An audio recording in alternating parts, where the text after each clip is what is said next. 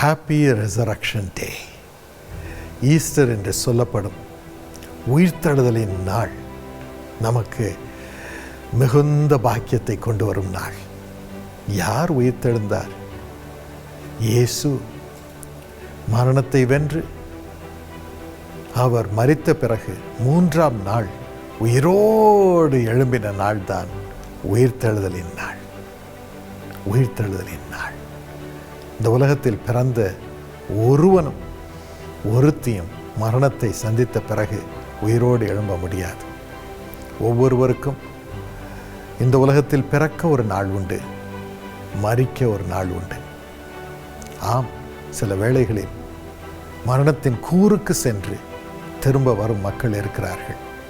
ஆனால் மரிக்க அவர்களுக்கு நியமித்த நாள் வரும் பொழுது அவர்கள் மரித்து போகிறார்கள். நிரந்தரமாக ஒருவரும் உயிரோடு இந்த உலகத்திலே வாழ முடியாது. ஆனால் மனிதனாக இறங்கி வந்த அருள்நாதர் இயேசு, இறைவனுடைய வித்து ஒரு கன்னியின் கர்ப்பத்திலே வைக்கப்பட்டு அந்த பரிசுத்த கன்னிகை குழந்தை கர்ப்பத்திலே உருவான பொழுது குழந்தையை பெற்றெடுத்து அந்த குழந்தைக்கு இயேசு என்ற பெயரிலே அவரை இந்த உலகத்தில் கொண்டு வந்த பொழுது, அவர் வளர்ந்த பொழுது பாவமறியாத அவர் ஒவ்வொரு மனிதனுக்காகவும் ஒவ்வொரு மனுஷிக்காகவும் அவர்கள் பாவத்தின் நிமித்தம் மரணத்தை சந்திக்க வேண்டிய நிலையிலே, மரணமாகிய வாழ்க்கை, சாபம் நிறைந்த வாழ்க்கையினால் பாதிக்கப்படும் நிலையிலே அவர்களுக்கு பரிகாரத்தை உண்டு பண்ணும்படி பரிசுத்த இரத்தம் கொண்ட அவர் தம்மையே பலியாக சிலுவையில் ஒப்பு கொடுத்தார். மரணத்தை ருசி பார்த்தார், மரித்து போனார், கல்லறையில் அடக்கம் பண்ணப்பட்டார். ஆனால் 3ஆம் நாள் தெய்வத்தின் வல்லமை அவருக்குள் இருந்தபடியினால், அவருடைய ஆவி உயிரோடு இருந்தபடியினால், அவருடைய ஆவி அவருடைய சரீரத்தை உயிர்ப்பித்தது. அவர் 3ஆம் நாள் உயிரோடு எழும்பினார். அதைத்தான் ஈஸ்டர், உயிர்த்தெழுந்த நாள் என்று நாம் கொண்டாடுகிறோம். அதனால் உங்களுக்கும் எனக்கும் பலன் என்ன, பயன் என்ன? இயேசு சொன்னார், நானே வழி. நீ உயிர்ப்பிக்கப்படும்படியாக நானே வழியை உண்டு பண்ணியிருக்கிறேன். இந்த உலகத்தில் பாவத்தில் இருந்தால், இந்த உலகத்தில் இருக்கும் பொழுது மரணத்தின் பிடியில் இருக்கிறோம். சாபத்தினால் மரித்து போனவர்கள் போல இந்த உலகத்தில் வாழ்கிறோம். மரணத்திற்கு பிறகும் பிசாசோடு நம்முடைய ஆத்துமா வாழும்படியாக தள்ளப்படுகிறது. இந்த உலகத்திலும் மரணம், மரித்த பிறகும் மரண உபாதைகள். ஆனால் இயேசு அதற்கு வழியை உண்டு பண்ணி, அதிலிருந்து விடுதலையை உண்டு பண்ணி, நாம் இந்த உலகத்திலும் ஜீவனோடு வாழத்தக்கதாக வழி செய்தார். மரித்த பிறகும் ஜீவனுள்ள தெய்வமாகிய அவரோடு வாழும்படியாக வழி செய்திருக்கிறார். உலகத்திலும் ஜீவன், மறு உலகத்திலும் ஜீவன்.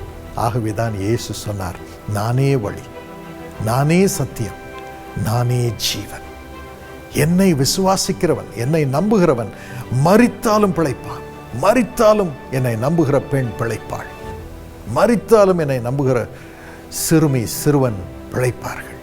ஆம், நம்முடைய பாவத்தின் நிமித்தம் சாபம் மரணத்தை கொண்டு வருகிறது. ஒவ்வொரு நாளும் உள்ளத்திலே வேதனை, சஞ்சலம், தவிப்பு, இறை சமாதானம் இல்லாத மரணம் இந்த உலகத்தில் இருக்கிறது. ஆனால் உயிரோடு எழுந்த இயேசு இன்று நம்மை தேடி வருகிறார்.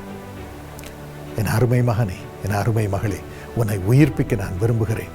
உன் வாழ்க்கை என்னுடைய கரங்களில் ஒப்புக்கொடு. உன் பாவத்திலிருந்து நீ விடுதலையாகும்படியாக என் நாமத்தை சொல்லு. உனக்கு நான் உதவி செய்யும்படியாக என்னிடம் மன்றாடு என்று சொல்கிறார். இருக்கும் இடத்தில் அழுங்கள். நான் ஒரு பாவி சுவாமி, ஒரு பாவி, என்னை மன்னியும், என்னை மன்னியும். இந்த உலகத்திலே நம்முடைய பாவத்திலிருந்து நம்மை விடுதலையாக்க ஒரு மனிதனாலும் ஒரு மனுஷியாலும் கூடாது. உலகத்தில் பிறந்த எவனும் எவளும் பாவியாகவே பிறக்கிறார்கள். முன்னோர்களின் பாவம் அவர்கள் இரத்தத்தில் இருக்கிறது. ஆகவே உலகத்தில் இருக்க மனிதர்கள் மனுஷிகள் நம்மை விடுவிக்க முடியாது, சுத்தமாக்க முடியாது, ஜீவனை கொடுக்க முடியாது. இயேசு அதற்காக தான் வந்தார். இறைவன் வந்தார். அவருடைய மன்றாடுங்கள், உங்கள் வாழ்க்கையை ஒப்புக்கொடுங்கள். இயேசு உங்களை இப்பொழுது உயிர்ப்பிப்பார். உங்கள் அருகில் தான் இருக்கிறார். என்னோடு சேர்ந்து இந்த ஜெபத்தை சொல்வீர்களா? இயேசுவே, உயிர்த்தெழுந்த தெய்வமே, என்னையும் உயிர்ப்பியும். உமது இரத்தத்தினால் என் பாவத்தை கழுவும். என் பாவ பழக்கங்களை நீக்கி என்னை உமது பிள்ளையாக உயிர்ப்பியும். நான் இறைவனுடைய பிள்ளையாக வாழ விரும்புகிறேன். இயேசுவே, என்னை உம்முடைய பிள்ளையாக மாற்றும். என்னை பரிசுத்தப்படுத்தும். எனக்கு புது வாழ்வை தாரும், புது ஜீவனை தாரும்.